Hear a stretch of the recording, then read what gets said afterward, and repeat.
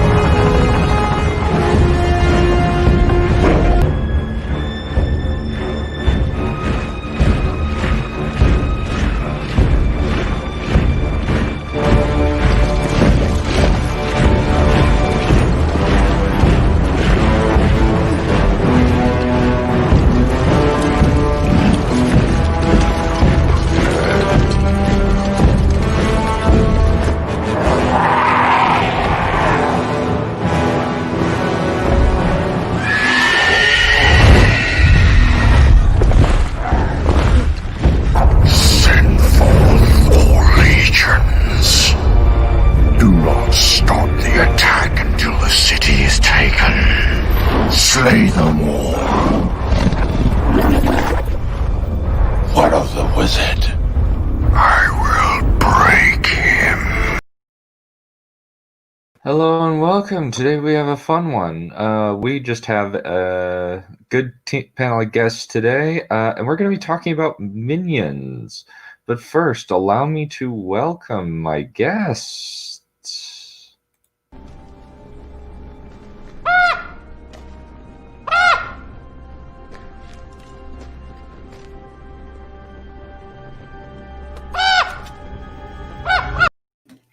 Greetings! Alrighty, and we also have...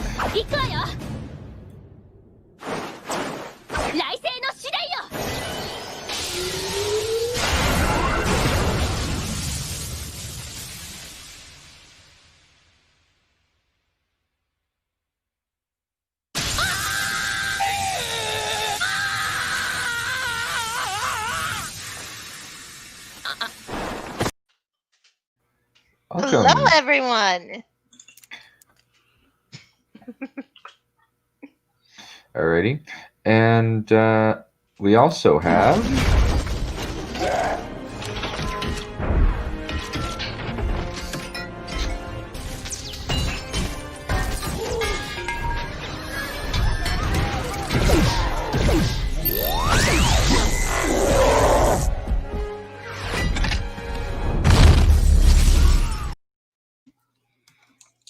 Dear users, killing you means in your war, when suddenly yous are grown. And so I didn't have a thing, so I'm just going to... I didn't have a thing specifically prepared for our fourth and final guest, but this is the placeholder.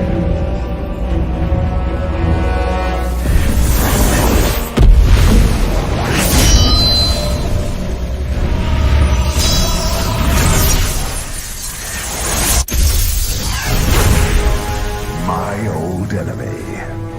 You cannot hide from me. Welcome.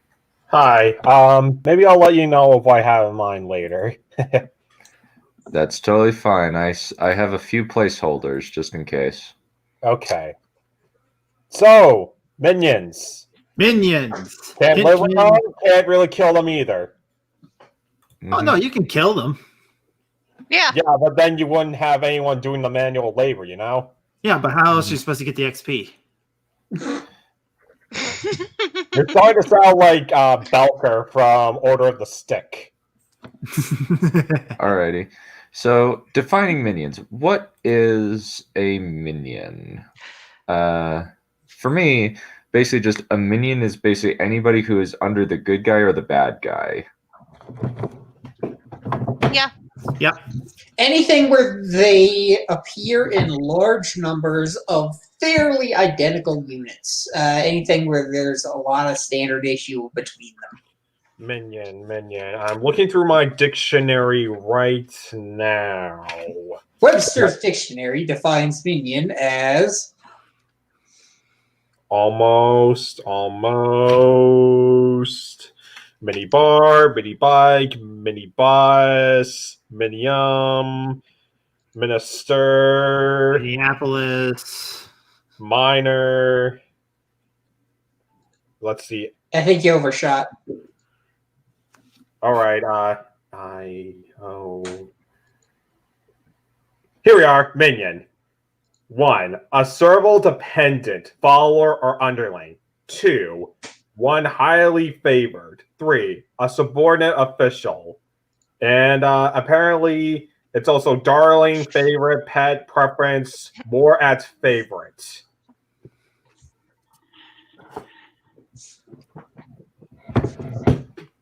Well, that's interesting. Pretty much. Yeah, and it's basically just like these are the types of people that are usually like either thrown up against the bad guy, thrown up against the good guys, and the bad guys until Dead. Yeah.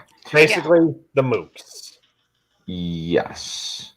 I actually do have a little section coming up here for servants.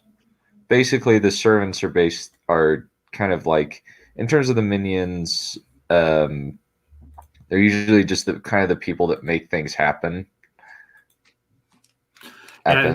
Servants technically would be the minions who don't fight. Yeah, it's like minions are like your rank and files. Servants, they're more like your water boy. Yeah. Unless we're talking like the magical ones that you summon a Holy Grail War, but that's an entirely different story. Oh, like massive demonic servants that you summon from like the 18th Hell Dimension. That all from Fate's Day Night. But what about grunts? Grunts would be the foot soldiers and mooks, which I have right here. Yep. So the servants are kind of like Crow. I think one interesting example of this is actually the weird servants in the prologue of the Great Hunt. Yes. Where the emotionalist servant of the Dark One. Yeah. So they actually go into detail of what those things are. They're actually not even, they were never human to begin with. They're actually just shadow spawn that have the ability to read minds. Oh, that's cool. So far, I was just thinking that these might be soulless ones. No, they're not gray men. Basically, these are robots that have the ability to read people's minds, but they forget it like 5 minutes after it happens. It just makes them effective servants. Yeah. Huh. It's cool because I'm at the point in Rise of Shadow where we saw things in the past, and it clearly shows a lot of what magic actually is in Wheel of Time. It's very interesting. Mm-hmm. You can also kind of like have like people who make like either as servants. You can also have them as forge workers, as we see in this bottom picture right here, where we have a bunch of orcs making Urukai swords. Forge workers, as we see in this bottom. Okay, who's? Okay, sorry, who's I had a link. Yeah, please put headphones in. That would be great. But that's kind of the idea of servants. Anything you'd like to discuss real quick here? Because I think that you could have some interesting things with servants. I think that like a lot of it, like you could make them creepy, efficient, or just kind of drones. Do they necessarily have to be willing servants? No, slaves would totally be servants. Yeah. The brainwashed too. Wouldn't they be the right-hand men? You know, like the typical advisor kind of guys. Well, maybe a really useful one might be. No, or the right-hand loyal one. The right-hand man has a very specific location in that. Yeah. These would be just our generic servants. These would be like the royal guard for Emperor Palpatine. These are the meat shields. No, that's the next topic. Oh yeah, yeah.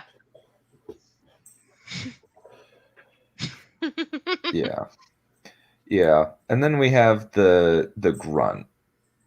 But I guess like a lot of it is kind of like creep. You could do a few things. Like you could make it creepy is one example.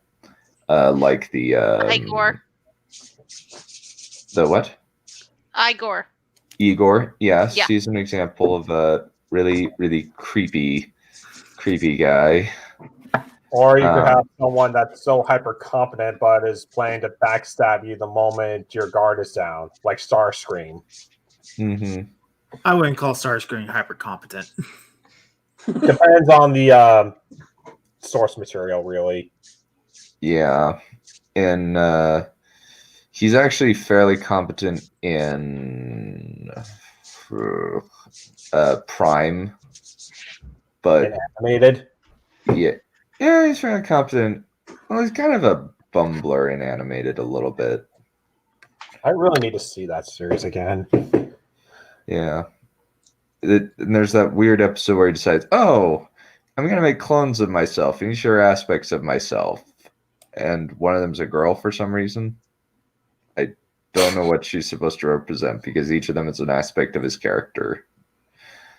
Anyway. If one of them's a girl, I would question his identity. He might be having an identity crisis or something. Well, considering that he's cloned himself, he already has one. But I think we're getting off topic a bit. Yeah. Yes, we are. Might be. Yeah. Yeah. But yeah, It's so like servant.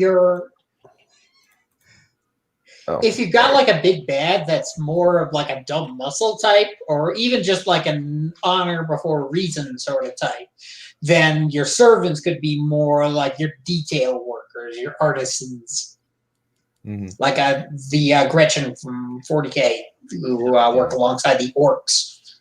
Wouldn't the big bad have some sort of anti-hero team too? Like you just said, the Brood. That would be pretty much the counter to the big guy. Then you have the evil genius, the dark chick, the That's like 5-man band, and that'd be a better discussion for another day. Right. Yeah. Or 5 bad band. I think it's actually what they're called. Fakest laugh I've ever heard, Neph. That's my rim shot. Yeah, I think that like you can do a few things. Like with servants, like you have the option of they're unwilling servants, they're automatons, or they're loyal to the bad guy. And a lot of that kind of revolves around what kind of morality where on the morality spectrum you want your bad guys. Because an example of minions in the Shanshan Empire is the Deathwatch Guard and the Dakavale, which are slaves. Yeah. So you have one that's fanatically loyal to the Empire in the form of the Deathwatch Guards, who serve as bodyguards for both the Blood and the Empress herself and are basically loaned out. And then you have the slaves who have been taken in war.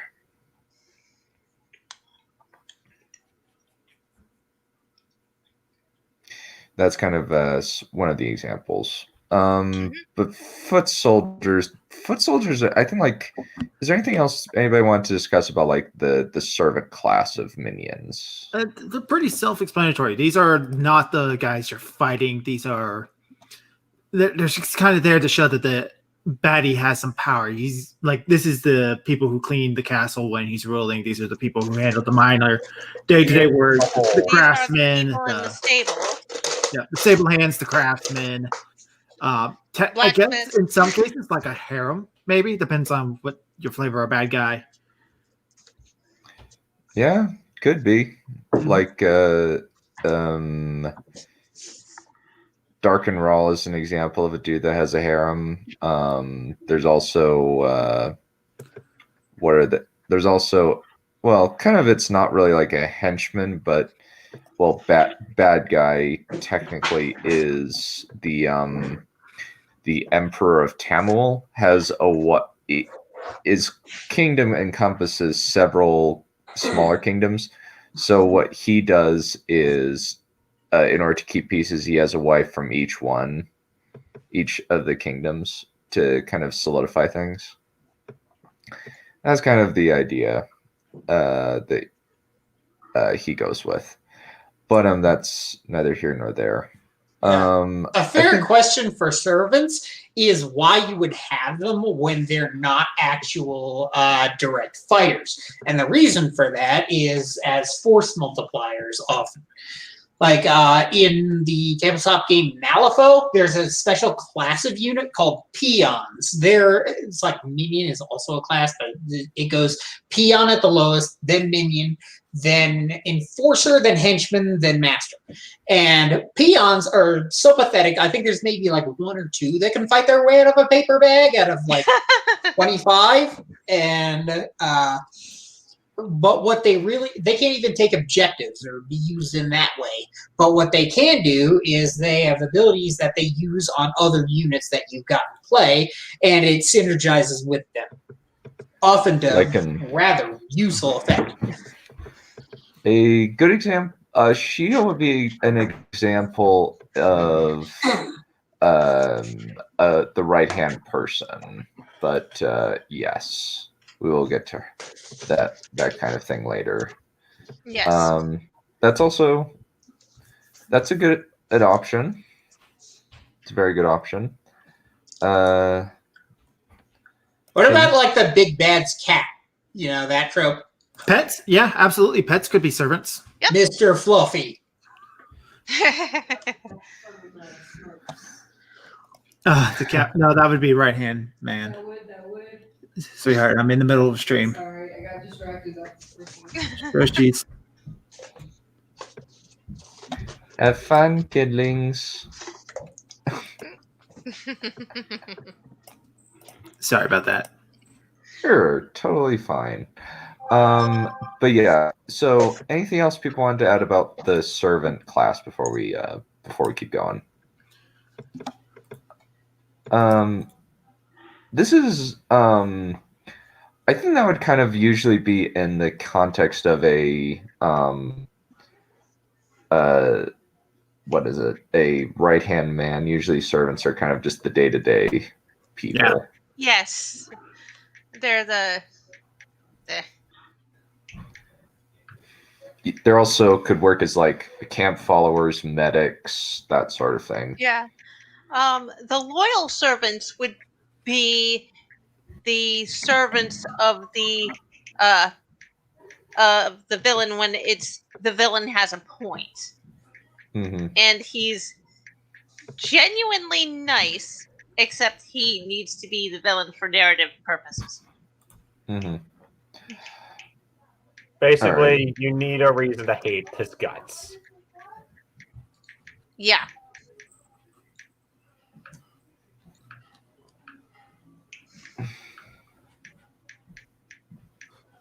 So Yeah, I think that.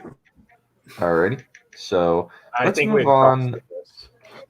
All right, let's move on to foot soldiers. So foot soldiers can be various things depending on the genre you're going with. For instance, you could have it be a crime drama like Batman Beyond right here as an example. There's also the usual like fantasy armies like Trollocs and Orcs.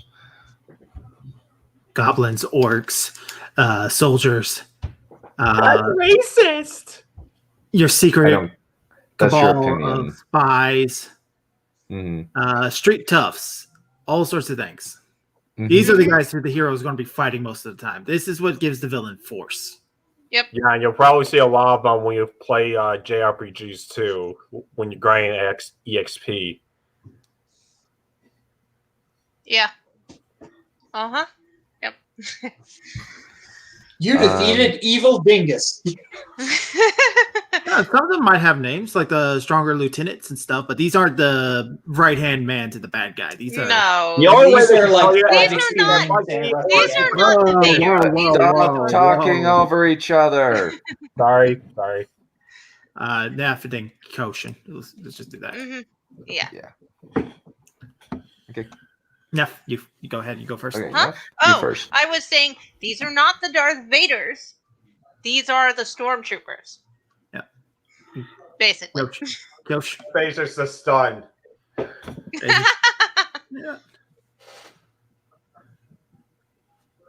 Yeah, pretty much. These are the minions are foot soldiers, mooks, meat shields, bullet monkeys. Basically, they are so weak that the hero needs to kick their butt so he could get stronger and then fight the bad guy. And depending on how these guys, especially the minions are, they will say a whole lot about your villain. So Ghouls in the Wrath of Lich King for the Scourge, Stormtroopers for the Galactic Empire, Imperial Guardsmen for the Imperium of the Man. Yeah. So like the Stormtroopers, they're all dressed in these white armored outfits with these blasters, marching in lines, heavily well-trained soldiers that help contrast quote Darth unquote Vader. well trained. Yep. Yeah, so that says a lot about what the Empire's like. They're well-funded, well-resourced, they're great, powerful. They're able to afford armor for their basic troops, where the rebels are basically just fighting in some sort of Combat uniform, but it's fatigue. mostly just like Combat Yeah. fatigues. They have plenty of reserves. But then let's compare those minions to like another group of minions, like Team Rocket from the Pokemon series. Who are They're so utter broke that they have to losers. steal other Pokemon. Yep, they're dressed as thieves. They're dressed in black clothing with these like jackets and shirts in a strict uniform with the hat. They're supposed to give off the feel of like a mobster group. We talking like anime or game? Game. In the game, they all have black uniforms, but in the anime, Jesse and James, Jesse and James are the at only ones who least- wear whites for some Yeah, reason. they wear white. We They don't know changed to why. black briefly in the Unova anime art, but then went back to white because apparently no one liked the change of them being so competent and cool. I had no problem with them being competent. They should be competent, to be honest. Yeah, especially Yeah. by now. Yeah, but those off topic once again. Yes, but yeah, we usually like usually like in fantasy, foot soldiers are either like mostly conscripts or they are heavy spawn rate creatures. Or they're NPC guards at a fantasy castle. that That's too. like the inverse of a mook. In a medieval setting, that might also have to do with the spawn rate, if you know what I mean. Yeah.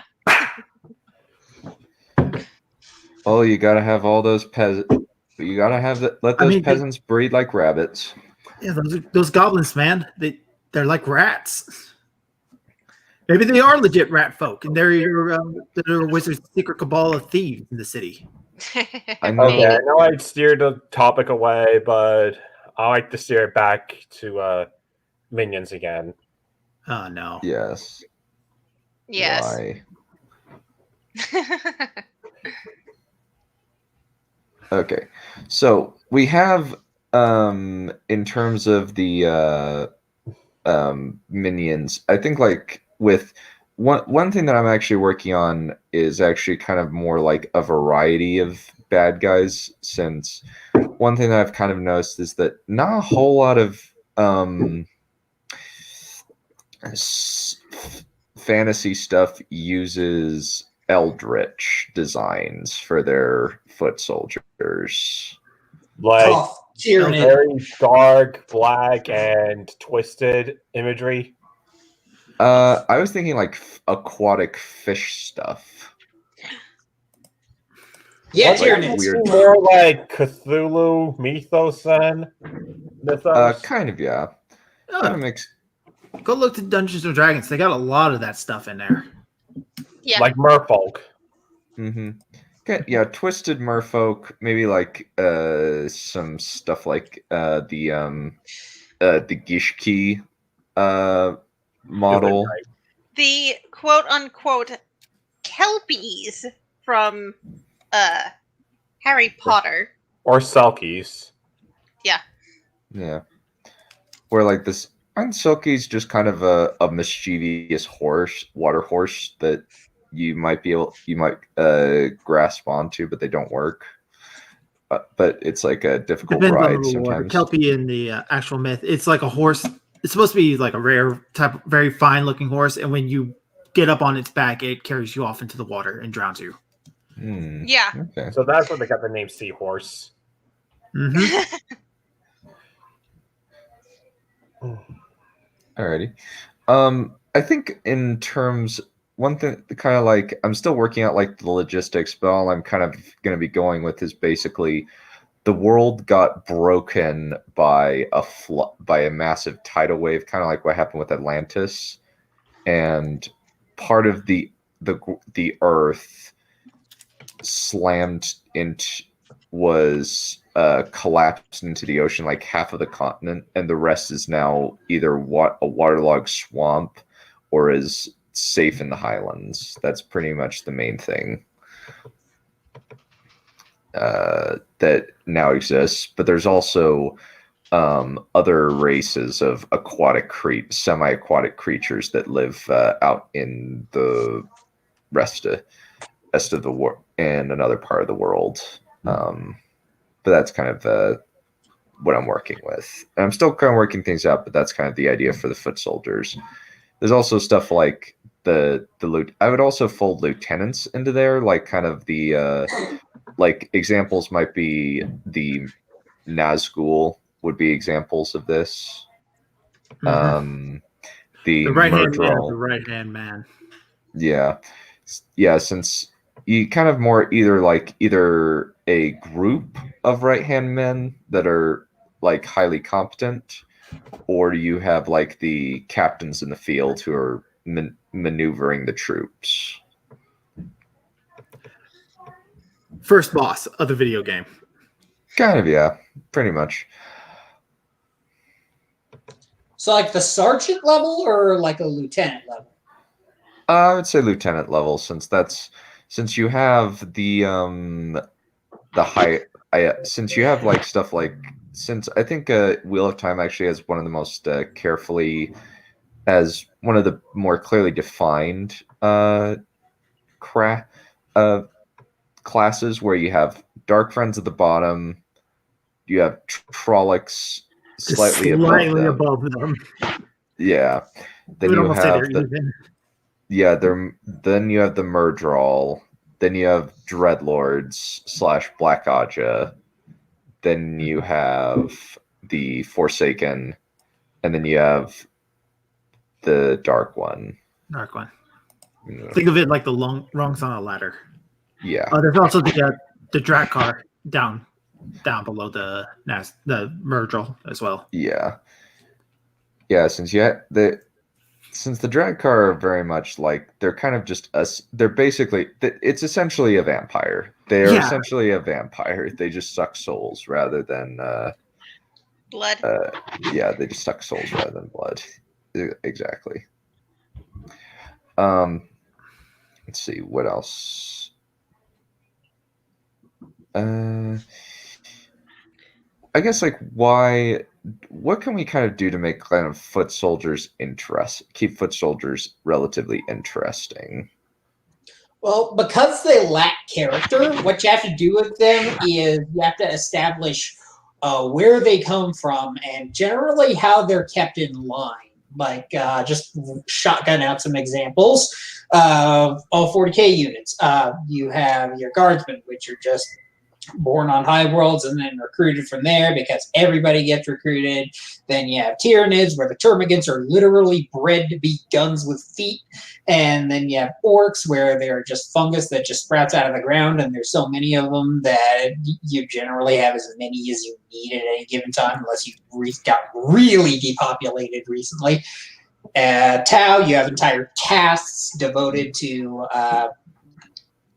fighting, and they're the ones who are on the front lines. Eldar, you have pretty much literally everybody in the entire craft world on the front lines, even if their life goal is pottery.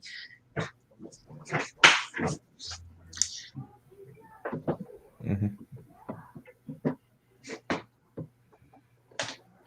So it's like you characterize the culture more than you characterize the individual.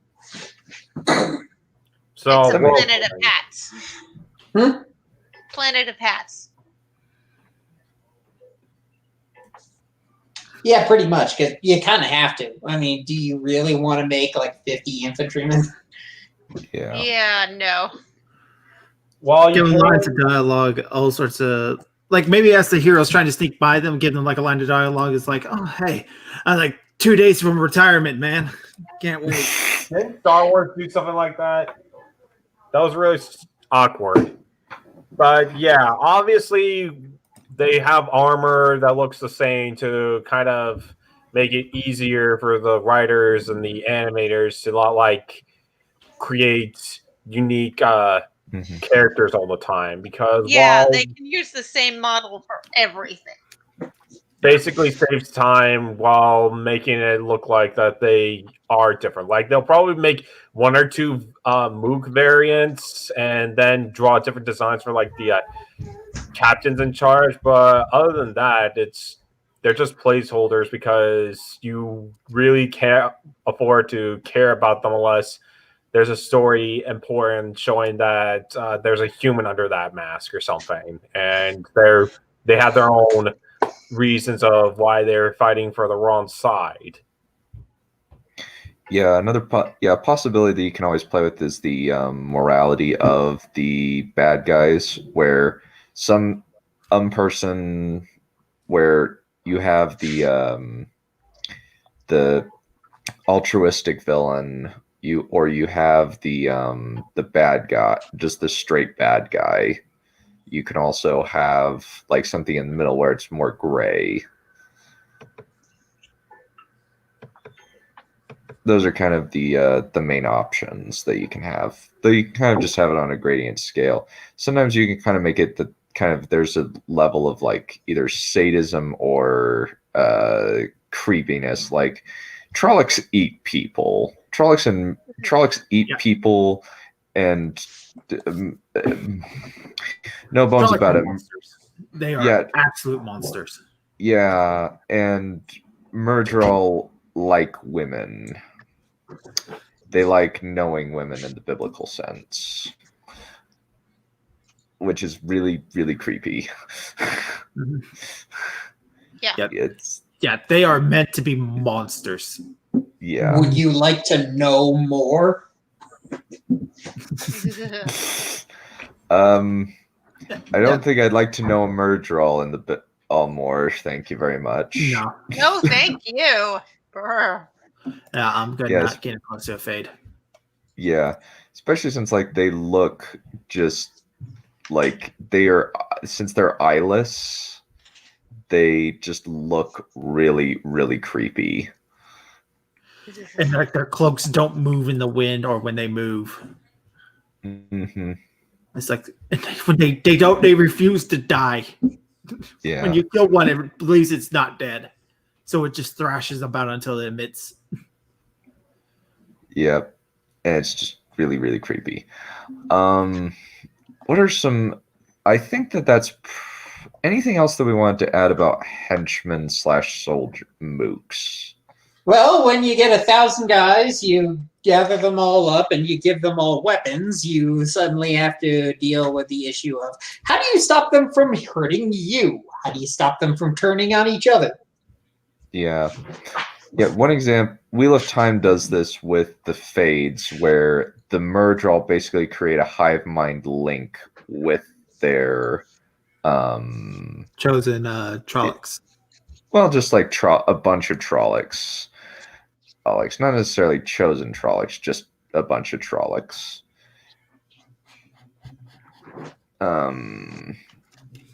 And usually it's like 100 fades to 100 Trollocs to a fade is usually the amount that is used. Gives a good weakness for them to exploit too. Kill the fade to kill all the Trollocs. Indeed. Yeah, it's a lot of fun characterizing your monsters. If you're going for like the classic good versus evil, you can make them as monstrous as you need to be, as inhuman. Maybe not even like humanoid shape. They could be just like demons pulled out that the wizard pulls from whatever crystal ball it has, or they're just soldiers dressed in the same color armor, or droids even. Yeah, droids are a good example. Clankers. Go Clankers. Clankers are wankers. Clankers are wankers. You mean those roly-poly ones from the prequel trilogy? Yep. Droidecas. Yeah. Droideka. You can also include kind of specialists in this group. Like an example might be the Hassansins in Prince of Persia. That's an example of like higher level assassins. Maybe they're like contract actors, or they're people that you only bring in if the need arises. Like an example might be the Gray Men is an example in Wheel of Time, where they're basically able to kind of they're so unnoticeable and unremarkable that it's almost that it's magic. They can't be noticed by anybody.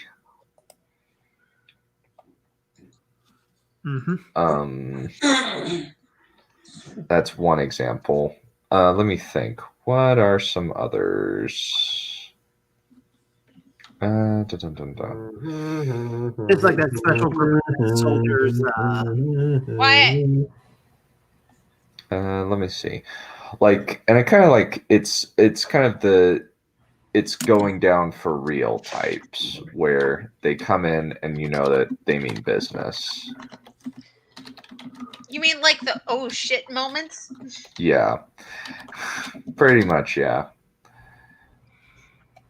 Other examples could be So like you're talking elite mooks? Yeah, the elite mooks. Obviously, they would have different colors to show that. Like in Gundam, Char would pilot a red-colored Zaku to show that he was like above the par of the other Zaku pilots. Yeah, Red Comet version. And not to mention the Gundams themselves. Made They'll of very often fight rare alongside- titanium, hence the name.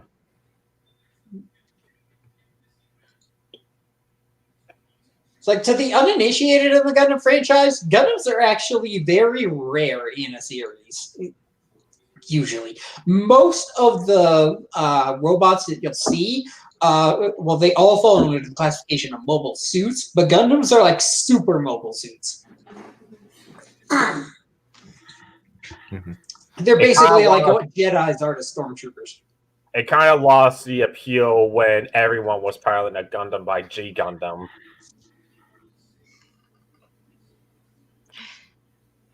But yeah, back to Vinions. Yeah. Mobile suits, giant robots are a good example of that. Like, they could be scaled down to having the basic weaponry and armor, and as you go up in rank or skill, they have better custom robots, and probably by the end of the last bad guy, he'll have like giant monstrosity of a mech that's like giant to even the other giant robots, and needs like a whole team to pilot it all at once.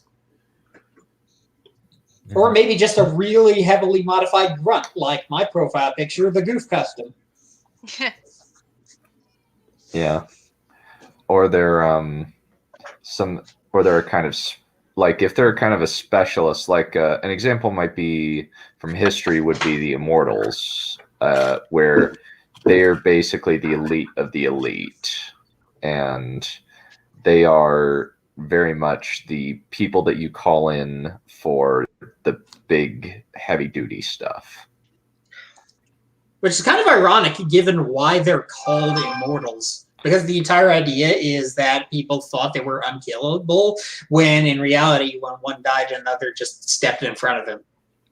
Yeah.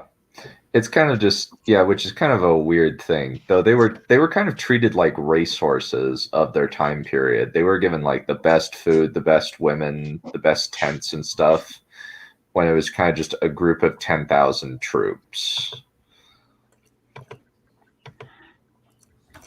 And you could have like the highly favored troops like that and make it so that, okay, well, these guys are like treated like royalty. I think that I did something similar with the source users in Tempest of Shadows, where they're basically treated like kings. They basically can eat whatever they want for free. They can basically do whatever they want within reason. Like, so long as they don't kill somebody of higher rank or disobey one of higher rank, they can pretty much do whatever they want to anybody beneath them.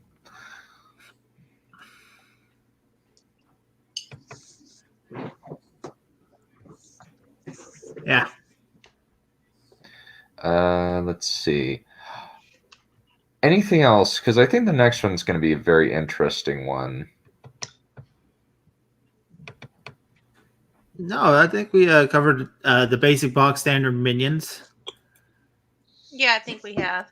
Yeah, it really is where most of the flavor is. This is where basically it's going to give you your audience the perspective of what these guys are. Now, these guys are the fun ones. I would concur very much, because you can play with so much with these. You can make the bad guy just the Forsaken, where they're pretty much just irredeemable evil. They have Traitors. Yeah, they're traitors. You can see where they're coming from, but they're basically the worst of humanity, where they're just petty, venal, greedy, selfish people. Or sometimes they're the exact opposite, because it's like they're trusted for a reason. Maybe they have a code. Yeah. Or like they have, I think actually he's not necessarily like a minion / right-hand man. It's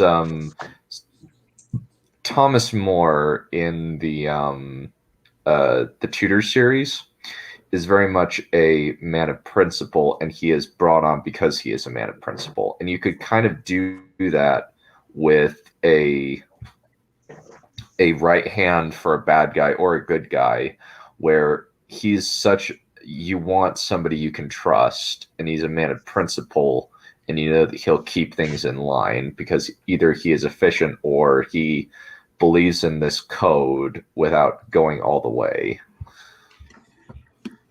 I think is one example of this particular trait. Yeah. So Iago would be the right-hand man. Wrong Forsaken. Here we have a way. Let's see. That's a World of Warcraft thing, I think. Yeah. Yeah, We're talking about the wheel time Forsaken. So Vader, of course, he's the right-hand man of the Emperor.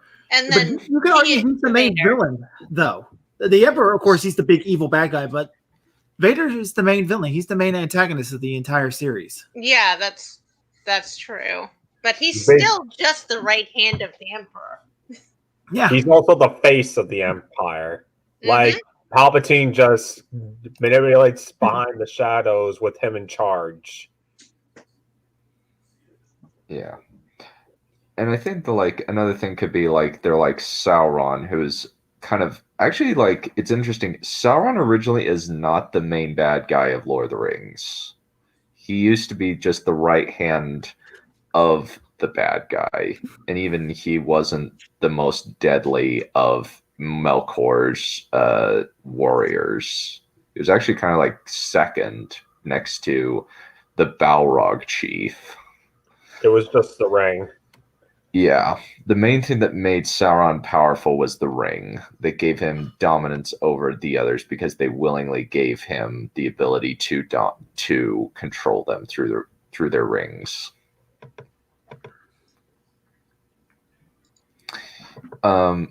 We do have, and I think that like with the right hand, you have the opportunity to kind of play around with the characterization. You have the people who are able to kind of add some layers and some depth and some complexity to the overall story, where you could have them be true believers and then have them turn around. You could have them be people who turn around and become good guys. You could have an arc with them where they slowly become more competent. Maybe they are like the main bad guy's best childhood friend. Mhm. Yeah, they could give your bad guy a real humanizing moment when he's alone in his chamber, sitting on his throne, and his advisor comes up and he's like, "Remember when we used to play in the river by the inn?" You're like, "Yep, I miss those days." Yeah. What if the right hand serves a villain that isn't physically corporeal? It's like the idea you can shoot the priest, you can't shoot God. Yeah, that would be Cthulhu.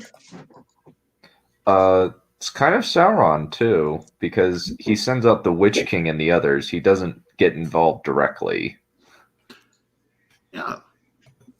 I think of Darkseid's minions because Darkseid has an ass load of right hands, and they're all like supremely loyal to him. It's just issues of competence and whether or not Superman's around, because Superman actually can shoot God. That's true. Yeah. Who's excited for the Snyder Cut? Not I really. don't particularly care. I was never really into that kind of stuff. I did see a lot of YouTubers give like big kudos to it, like saying it's a big deal, but I don't see kind of why, because what could the Snyder Cut do to make the first movie actually salvageable? Well, it's not. That's not the point at the moment. The point is that, like with the Sonic movie, they actually listened to us. That's the whole point. It doesn't matter if it fixes the first movie. It doesn't even matter if the movie is a good movie. All that matters is that they are getting the Snyder Cut. I guess that's all that matters. It's kind of that moment of, kind of that thing of, how do I say this? Basically, we have the, it's basically just kind of, it's a win for fans in a lot of people's minds. I think that it's going to be slightly less of a tonal mess, but it's still not going to make, this is still the people who brought us Batman v Superman. Yeah, pretty much. I think it's going to be worse. Really? How could it possibly be worse? Well, there's always a way to be worse. Yeah. It's Snyder. Yeah, he's the one who ruined Superman to begin with, making him this very depressing, nihilistic D-bag. Uh-huh. That's true. But yeah, we can we'll talk about the Snyder Cut when the time comes. Right, back to Minions. Yeah. But I think that's kind of like with right hands, you have a lot to play with. Well, I don't care about the DCEU, so I just want to watch the trash fire. I felt the same way when The Last of Us 2 came out. Off topic. Yeah. So with right hands, we don't, there's kind of like there's a lot to play with here, but a lot of it is kind of just up to the individual writer. Sorry, I just sneezed. But ideas with right hand, kind of like you can have, they need to usually be some kind of powerful, either physically powerful, magically powerful, or intellectually powerful. They need to justify their position at this high of a. They need to be a threat. Yeah, they need to be threatening. Because if they aren't threatening, then what's the point? Yeah.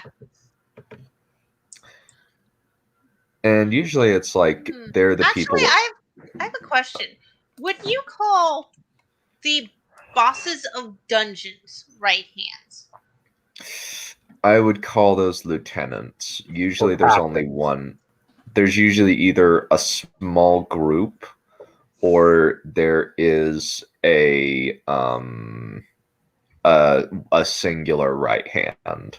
Like the Witch King is the right hand of Sauron, just as Sauron was the right hand of Melkor.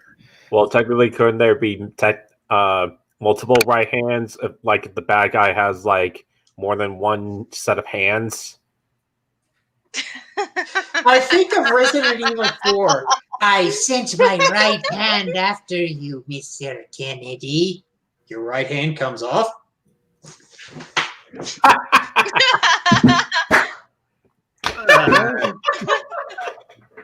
Those are good examples. Kel'Thuzad is very much a loyal soldier who is willing to do anything for Arthas. And a lot of the interesting stuff with the Witch King, the Lich King, is the fact that they're not all just kind of grunts. Could the right hand be a regional thing? It's like if you're in this place, this is the right hand, whereas if you're in this place, there's another right hand in place. That could work. I maybe like all the kings. What about the left hand? Well, that could be. The left hand is usually busy doing something else. Yeah, that's what the harem.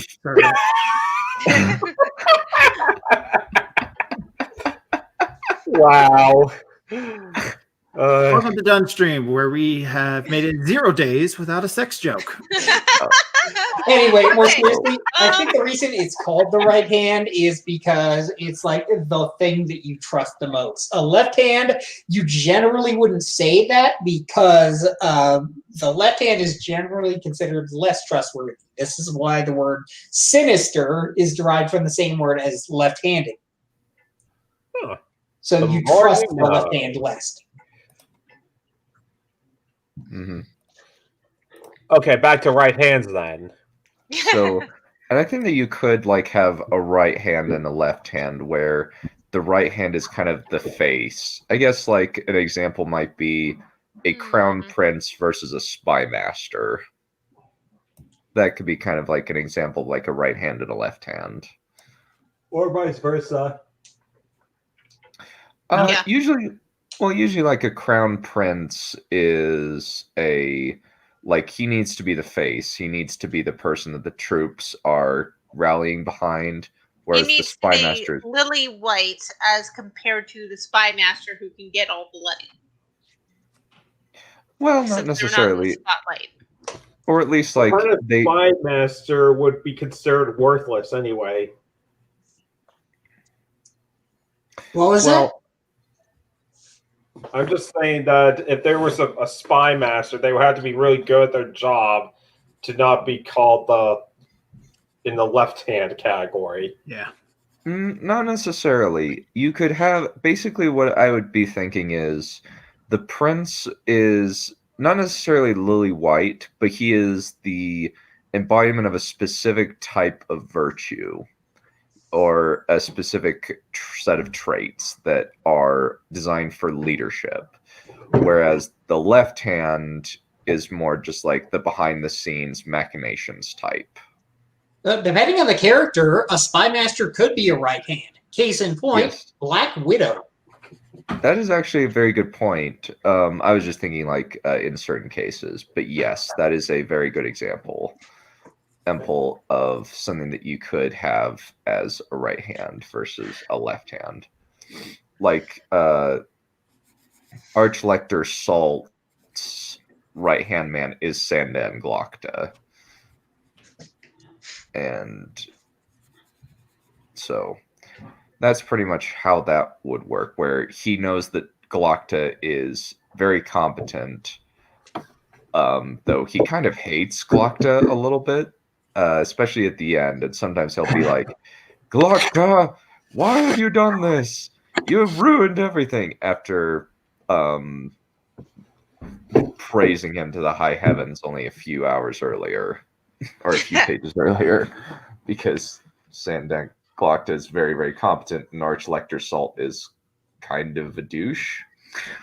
And it's very satisfying to see his comeuppance. Anyway, one of the things can be related to the right hand. Usually, it's just like very simple. Make them competent. Make them make them intimidating, and don't have them screw up too often. Don't make them Kylo Ren. Yeah, no, don't make them screw up at often. Too much. Or, you could actually go to the total opposite of it and make them the comic relief character for the villain. Yeah. A good example of this, well, still kind of like being intimidating in his own right, is Iago from Aladdin. Yeah, that's actually a good point. Or he's silly and erratic, but he is the perfect playoff for Jafar, who's also very flamboyant. Well, he's actually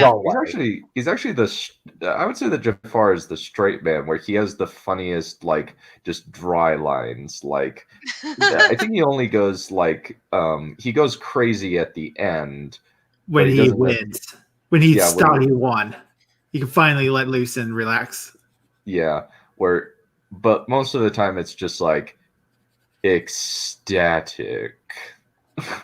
The perfect I'm surrounded by idiots. Surrounded by idiots. And considering who he has to watch over, it kind of makes sense.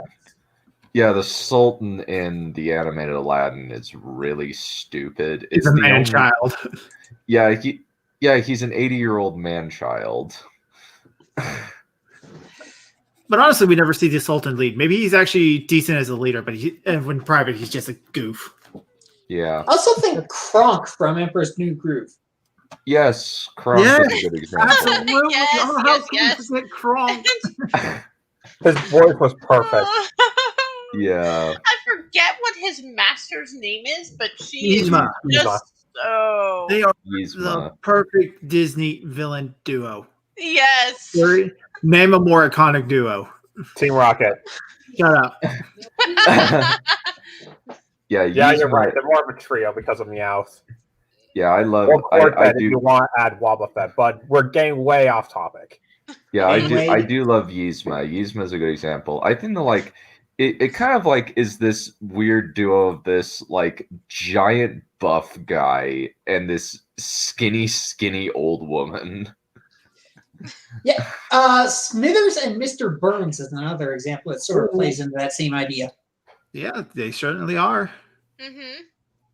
And Mr. Smithers has a motivation to stay loyal. Yeah.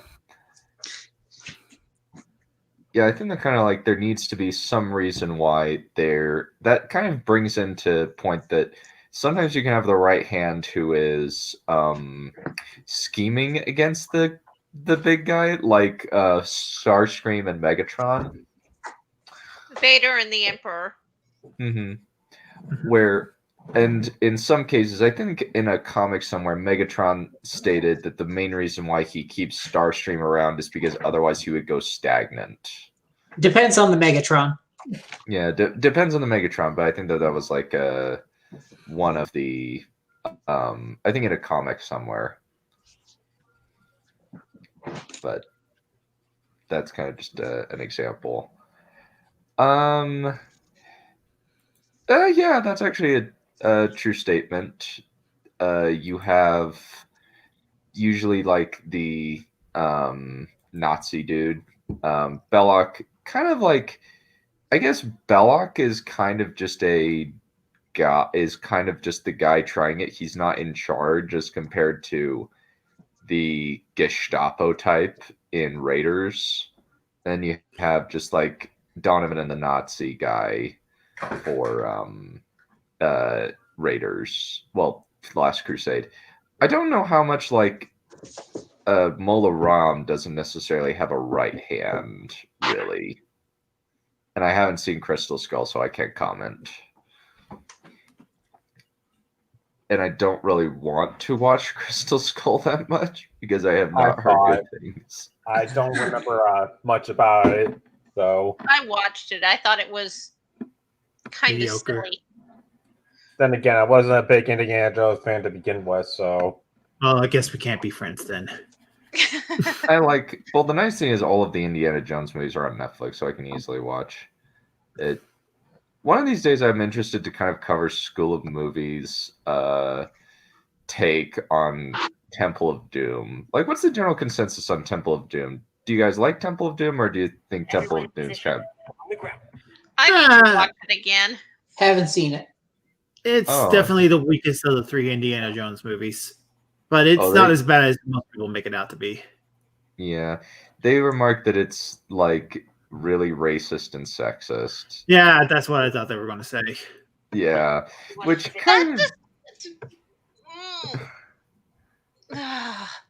It's in these movies are supposed to take place in the 40s. I am not surprised that there is undertones of racism and sexism in there, because that is before the civil rights movement.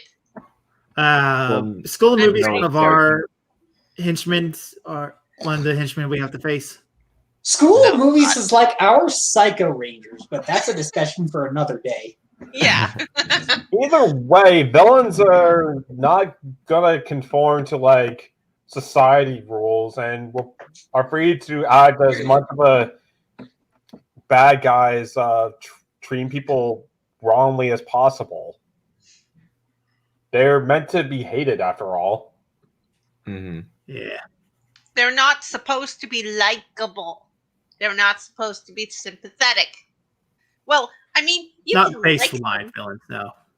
Well, you can like them, but the point behind liking people like Vader is that you like them because they're well written, but you hate them because they're a bad guy. That's how it's supposed to be.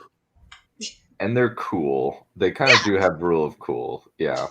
Actually, I'm thinking of an example of like an army right now, like the minions and also the right hand man, based off a game I played recently.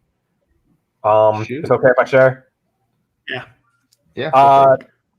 Anyone ever played a Bug Fables, the Everlasting Sapling? It's basically a spiritual successor to Paper Mario, like the old school stuff, like before they Nintendo screwed up and made Sticker Star and made every Paper Mario game less like what was great about them in the old days. Anyway, a bit of spoiler here, but there's after going through like the bit of the story lore, like exploring to find these artifacts, I would find the everlasting sapling, which could make you immortal or something. This bad guy called the Wasp King comes in and basically trounces your kingdom looking for the artifacts himself. And he commands such a demanding aura of authority over his minions, the other wasps. Hold on. What? In a minute, I'm talking. I'll make this quick because I have dinner. Basically, this guy has a magic crown that brainwashes the minions, the wasps, into following him. And he also has this really funny right-hand man, Ultimax, who acts very flamboyant, acts tough, but is actually very meek and weak. Like, he hides behind bodyguards that he buffs up to fight for him, and then rides a tank that you have to destroy to get closer to stop the Wasp King. That reminded me of one, actually. Girahim to Demise from Legend of Zelda Skyward Sword. Yeah, I remember him. Anyway, I'll be back real quick. Just turn off my mic and going to eat some dinner later. Okay. We'll probably be done by the time you come back, but we'll see. Yeah. I think that pretty much covers it. Now we kind of get to the fun bit.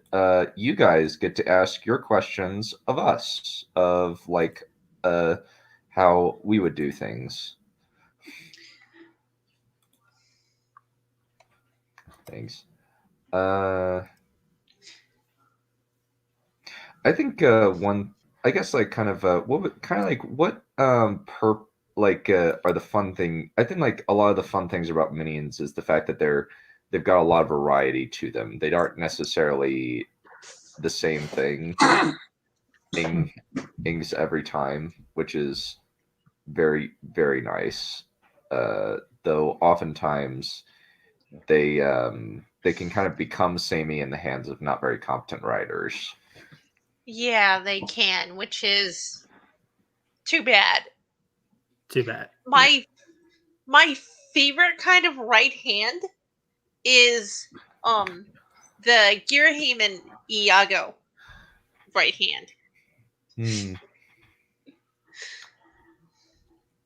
Yeah, where you kind of have despite your treachery, I must admit I had a certain delight in watching your string of failures, but now you've become tiresome. I love Transformers Prime Megatron. He's awesome. For the days. The flamboyant right hand to the straight man big bad is fun. The straight man. Yeah, well, what else would you call it? No, it's just funny that can mean multiple things in that context. Well, yeah, but it's like, here's a thought. The use of minions in a told story versus the use of minions in gaming media. Oh, yes. Typically, gaming minions are just XP forms. They're literally an obstacle for you to get through and to gain the experience or whatever. They're essentially an excuse to reuse assets.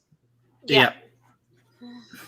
Meant to provide the illusion of a challenge.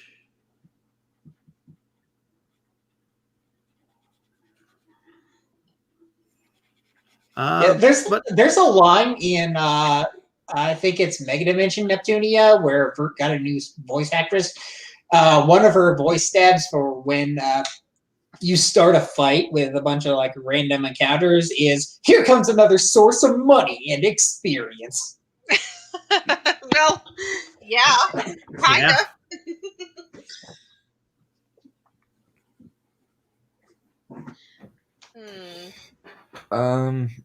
That's actually a good point. He's actually very, very funny in a lot of ways. He's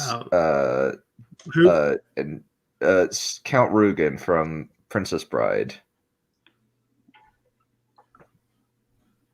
All right, full on confession. I've never seen Princess Bride. Heretic!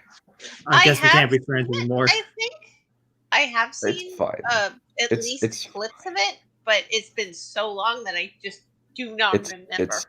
It's fine, Crow. I'm joking, but but honestly, okay, good, because I'm never joking when I say that. I'm kidding.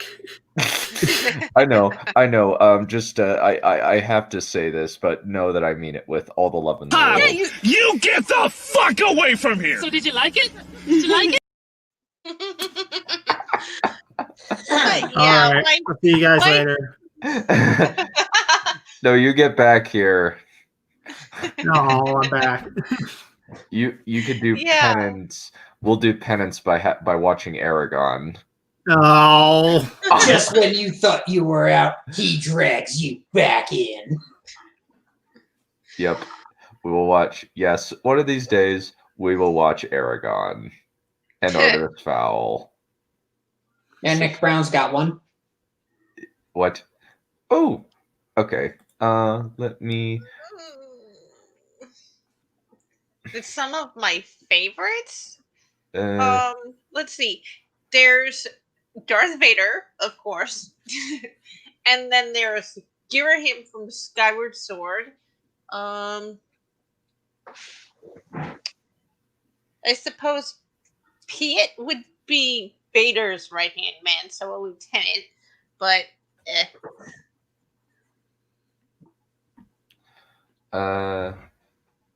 Another good example. Yeah, Captain Love is a good one. Mm-hmm. My favorites are, I actually really like the Forsaken in terms of just like they kind of bland. What? They're kind of bland. I'm going to be honest with you, Dunn. Yeah, they kind of are. But they're a really cool idea. But it's like, surely you could have put them in the book a little bit more or something. Yeah, I think that they do get more screen time in the 5 onward. Like you actually get good. After almost half of them are dead. Okay. Well, there's 13. Only like you got only like Bilal, Agonor, and Balthamel are dead. Happy birthday, Nick Brown. Oh, happy birthday, Nick Brown. Happy birthday. Bye, Nick. Yeah. Well, at least like there's only 3 of them. Well, 4. Only 4 of them are dead so far since 2 in first book, then 1 then 2 in the third. Mm-hmm. So no worries. We'll even get Forsaken POV chapters in the next one. Oh, that's going to be fun. Yeah. But I think like the Forsaken, like it kind of initially like Lanfear is basically the crazy ex-girlfriend type. She absolutely is. Ex-girlfriend turned yandere. Yeah, that's exactly what she is, Neph. There's no around that. Yeah, and Lanfear is like is crazy. She is so cray. Yeah. Insert not thy Richard into demented. Yeah. No spoilers, but yeah, she you get to see how cray she is in book 5. Oh, because I'm just about finished with book 4. I got 2 more chapters. Yeah, just wait. It's fun. That reminds me, I still need to pick up those books. You won't regret it, I promise. Me and Blue are loving it. Yeah, it's really fun. It's long. It's a long time commitment. I fully admit that. Get on the floor. All right. Any other questions? Please send them your way. Who else hasn't answered Nick Brown's question? Oh yeah. I do admit. I think one of my favorite. I think let me see. What's an example of right hand that's like a little bit more competent? I think that the Eaters in the First Law trilogy are really, really creepy because they basically get power from breaking the second law, which is eating the flesh of man. So Wendigos? Kinda, yeah, basically.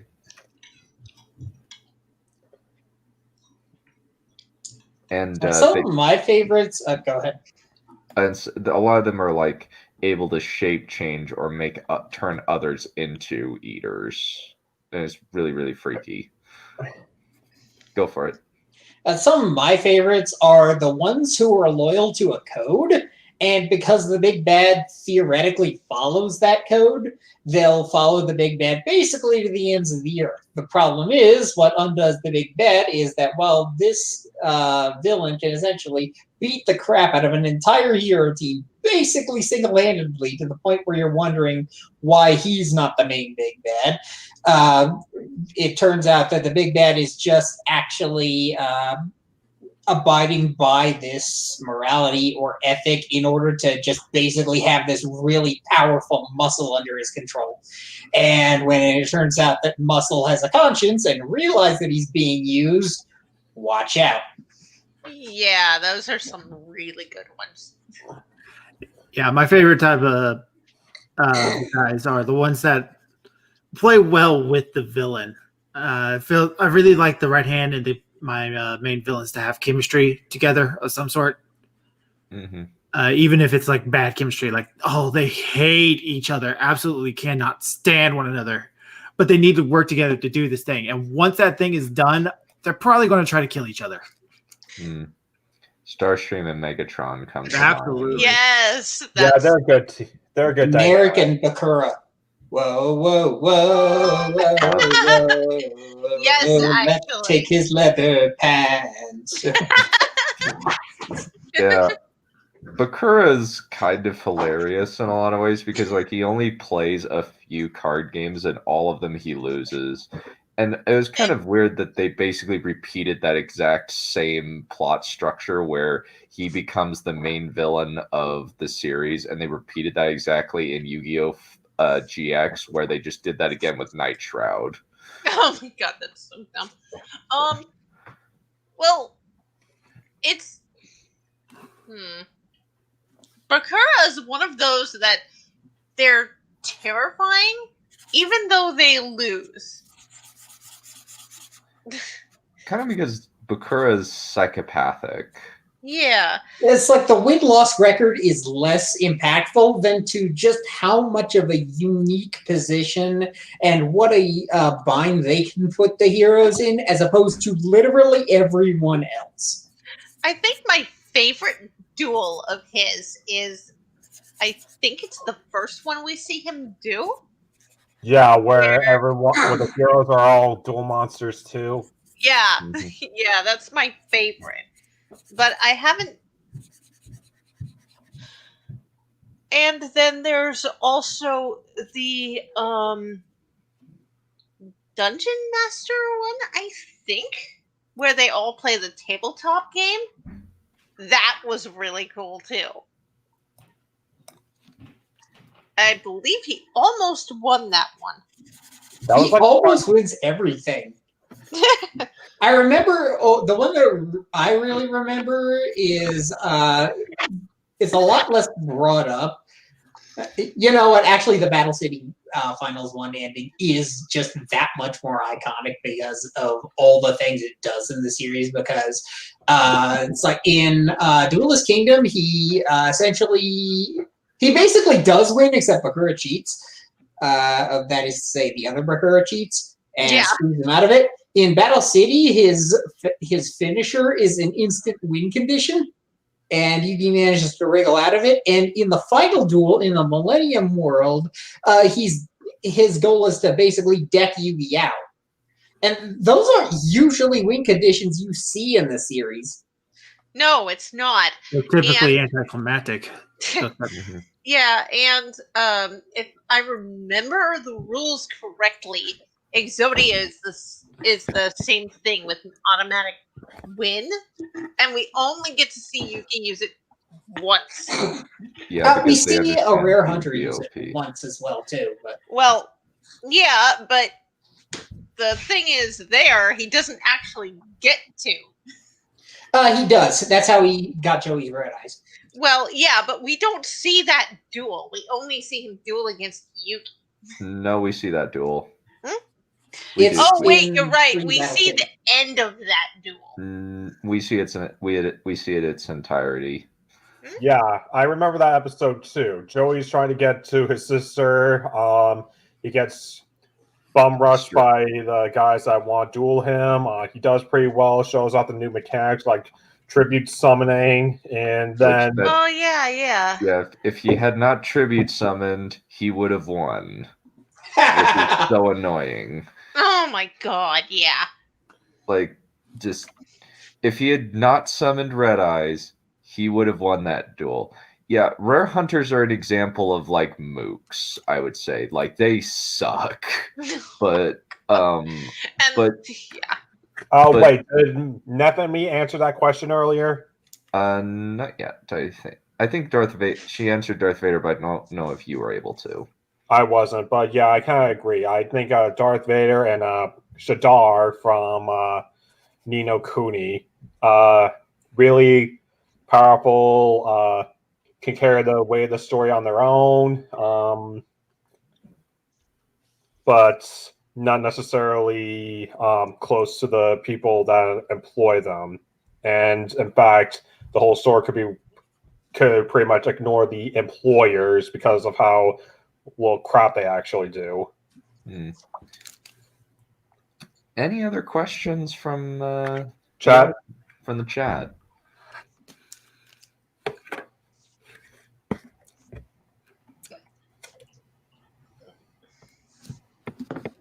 Nothing yet.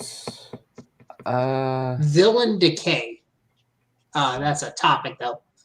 Yeah. Huh. Yeah. I actually stopped caring about the Transformers movies after the second one. Like, I know that into the one with Darkness, that barely had any advertising promotion, and it completely slipped my radar, and I could care less about that. You mean Dark of the Moon? Dark of the Moon's the highest grossing of the franchise. Yeah, and I barely saw any trailers of that. And when I did, it was just like a few seconds of showing clips, and that was it. It's just the same frickin' movie every time.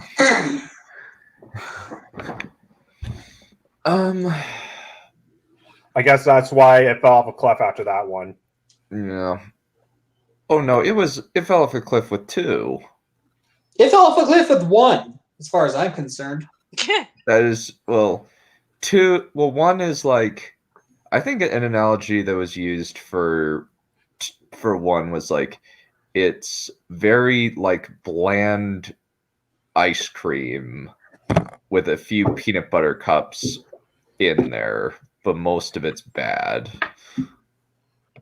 It's like this gross, flavorless ice cream.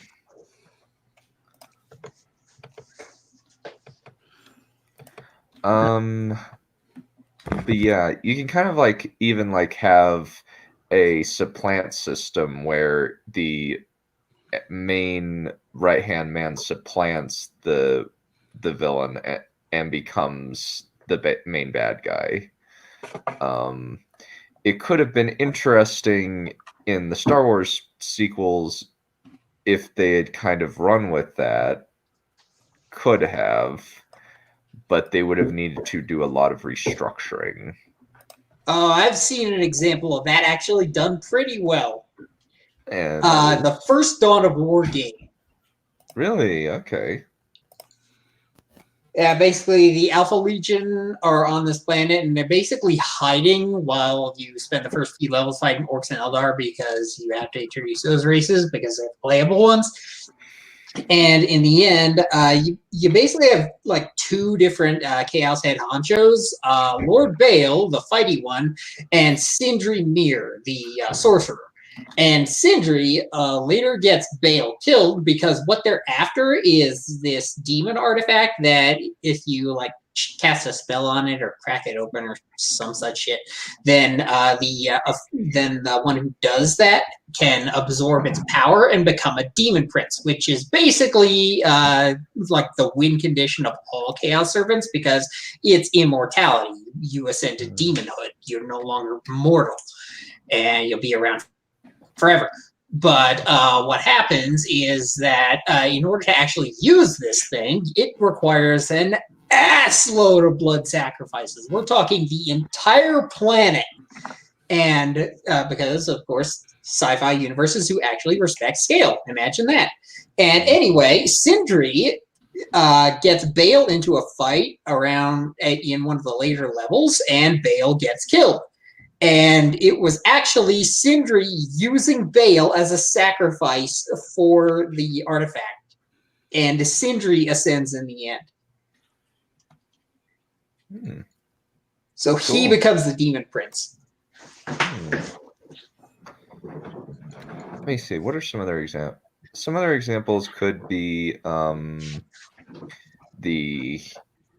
guess like you could have like kind of even like in what is it? Power Rangers Jungle Fury kind of has an interesting thing where the bad guy is actually like learning power back and gaining power throughout the series. And he's actually often a couple times supplanted by creatures that are more powerful than he is at the moment, but he slowly is able to supplant them, which is kind of an interesting dynamic, all things considered. It's very unusual for Power Rangers, to say the least. Another one for Power Rangers, Ecliptor. Ecliptor is fascinating. He's basically a DC character. Which series is Ecliptor from? In Space. Because In Space was fantastic. I actually need to rewatch some of Linkara's History of Power Rangers stuff. It's one of his better content. Yeah, Linkara speaks very highly of Ecliptor, and for good reason. Just ignore the Ecliptor fusion. That made absolutely no sense, especially once we learned how both of those two work. Yeah. Yep. All right. Good talk. Yeah. I think that's about it. Is there anything else anybody would like to discuss before we close out? This was. I think I'm going to talk about examples of bad minions or good ones, like the titular minions. No, no minions. No. Not the yellow thingies. Not the Twinkies. Not those yellow weird aborted fetuses. Yeah. No, we're good. We are good. Okay, so I guess we don't need to go over why they suck. I was kind of. I think it's obvious why they suck. Oh, it is fair. Yeah, it is 100% obvious why the minions suck. I have only seen bits and pieces of Despicable Me movies, and it's just like they're the worst bit of it. The only the good stuff from that particular series is Groot, or Gru, I mean. Gru. And the kids. And to a certain extent his girlfriend, but I'm just like, why is this the thing that people take away from as being the best part? They're just annoying, screaming wee-wees. I am Gru. I was never interested in Despicable Me either. Yeah. So. Basically, if they wanted to do minions right, they should have made something like Prinnies. A little despicable little penguins that could be really scary and menacing when they want to, not like comedically sympathetic and cutesy. Like, even have a reason to work for someone, like being condemned for being a sinner rather than just deciding to do it for who knows what reason. And can actually be very dangerous and stuff. Need like a motivation to work other than like, I don't know, just do it because they want to. That's all I wanted to kind of get into, because Pretties are not only an example of like good minions, they're hilarious. Like, they have so much A material. Like, they even butcher the word dude, D-U-D-E, and spell it as D-O-O-D. Dude. Dude. Like the 90s kid from the Cars channel. God, muscle, dude! That's how they're done properly. I always imagine them being like sort of surfers. Yeah, considering they get pushed around by one of the enforcers, Etna. Mm-hmm. I think that that will conclude things. Thank you for a nice, good stream. Thank you. Yeah. All righty. Yeah, I think this was fairly succinct, and we were able to kind of go into a lot of like what makes minions good, how you can utilize them in your own work. But anyway, Return, not the movie, just to clarify. Yeah, in general, not the stupid movie. Alrighty, I will see you guys later. All right, bye-bye. Go! Holy shit. Okay, we're going. Go! Bye, bye, bye, bye.